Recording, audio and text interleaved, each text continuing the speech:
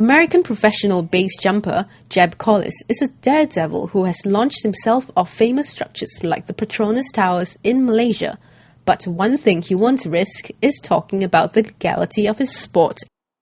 The idea of base jumping illegal, that's not really true. There are certain places in the world where base jumping is prohibited.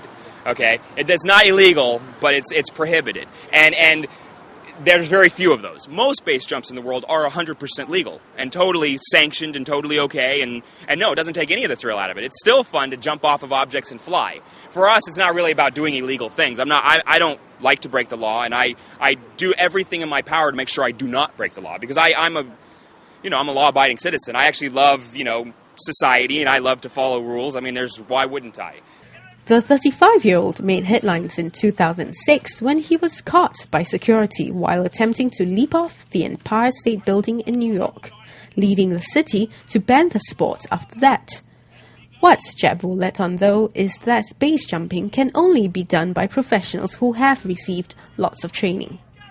In order to begin base jumping, you have to first start skydiving. So you find a drop zone, you get your A license, you learn to skydive, then you do hundreds of skydives. Then after you've done hundreds of skydives and learned how to track your body and deal with parachutes and landing parachutes where you want to land them, then you can begin your base jumping training. And then you contact an organization like Basic Research who actually trains, or Apex Base who actually trains base jumpers. And then you go through understanding equipment, rigging, how the parachutes work, the different types of structures. And it's a very long process. Most people have to dedicate many years of their lives before they can actually begin to base jump. Fellow base jumper Anne Helliwell said many jumpers used to do illegal jumps during the extreme sport's early days, but it has come to be embraced, allowed, and even endorsed as more people learn about it. In the 80s, there wasn't a lot of legal places, only because the sport was just new, and people didn't really know much about us, and if we asked, they would look at us sideways and see that it would be a horrific thing to do. So to get permission was very, very hard. But now that we have television, have noticed us and we've got cameras and they pick it up and they see that we're actually quite normal people having a great time. Now more sites are being open, and what's really good about that is that we don't need to land and run away. We can land and take photos. We can film during the day. We don't need to do our jumps during the night. So during the day, we can learn more about it. We can study more. We can watch how the parachute opens, where at nighttime we can't see that, And normally at night we would just make one jump and that would be it. But when it's legal and during the day, or legal and during the night, we just can do more and more, and the sport grows so much faster. What preparations do you guys do to run away from the rangers or the cops? You know what? I don't do that anymore. That was back in the day when they didn't know us. So we kind of had to, and we were just a little unique sport that was having fun, and we didn't want to bother anybody, So the best base jump back then was the one that nobody knew about.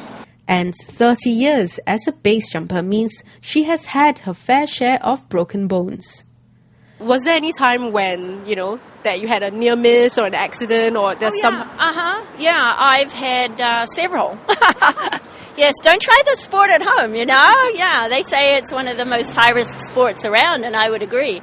I've broken my foot twice on 2 different years. Once off a bridge, once off a cliff. I struck my body through an antenna, hit it all the way down. She has also lost many friends to base jumping. I started base jumping in 1982.